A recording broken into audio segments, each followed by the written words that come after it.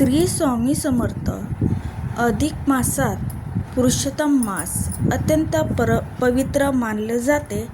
या काळात केलेल्या भक्तीचे आणि दानाचे फळ इतर महिन्याच्या तुलनेत काही पटीने जास्त मिळते. त्यातही दीपदान हे सर्वात श्रेष्ठ दान मानले गेले आहे. अधिक मासात 33 कोटी देवाचे वास्तव्य पृथ्वीवर असते असे मानले जाते. म्हणूनच ह्या महिन्यात 33 या संख्येला विशेष महत्त्व आहे. दीपदान कधी करावे? अधिक मास सुरू झाल्यापासून शेवटच्या दिवसापर्यंत तुम्ही कधीही दीपदान करू शकता. मात्र खालील तिथी अधिक फलदायी मानल्या जातात. शुद्ध किंवा वैध एकादशी, पौर्णिमा, अमावस्या, महिन्याचा शेवटचा दिवस, व्यतिपात आणि वैधुती योग असणारे दिवस. वेळ शक्यतो सायंकाळी प्रदोष काळात दीपदान करावे. दीपदान कुठे करावे? दिवे कुठे लावावेत याबद्दल शास्त्रात काही मुख्य ठिकाणी सांगितले आहेत. देवघर, आपल्या कुलदेवता समोर किंवा विष्णू लक्ष्मी समोर. तुळशीजवळ, अंगणात असलेल्या तुळशीपाशी दिवा लावणे अत्यंत शुभ असते.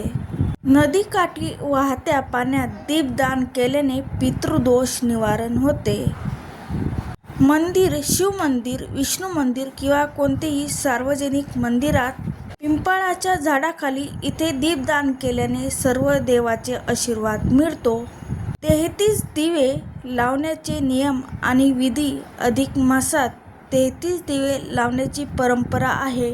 हे दिवे कसे लावावेत याचे काही नियम खालीलप्रमाणे आहेत.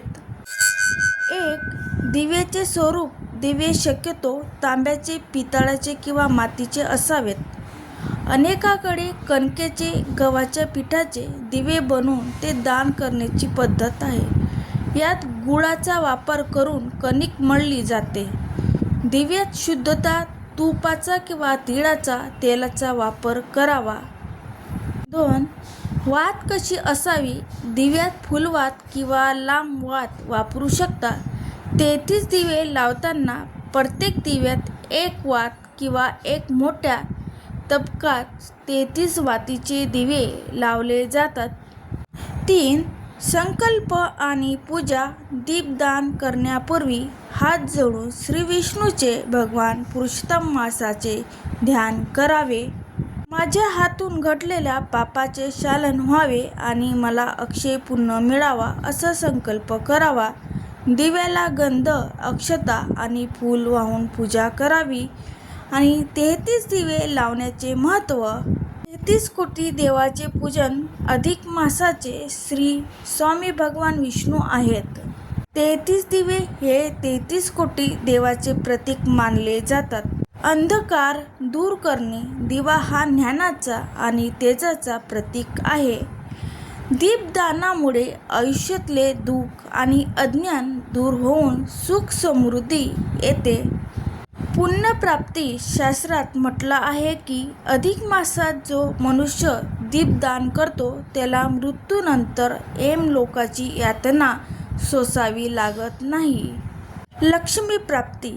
दररोज सायंकाळी तुळशीजवळ आणि मुख्य प्रवेशद्वारावर दिवा लावल्याने घरात लक्ष्मीचा कायमस्वरूपी वास राहतो.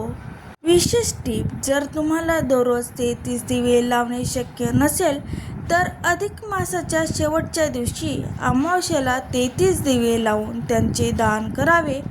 हे दान तुम्ही मंदिरात किंवा एखाद्या गरजू व्यक्तीलाही करू शकतात. श्री स्वामी समर्थ.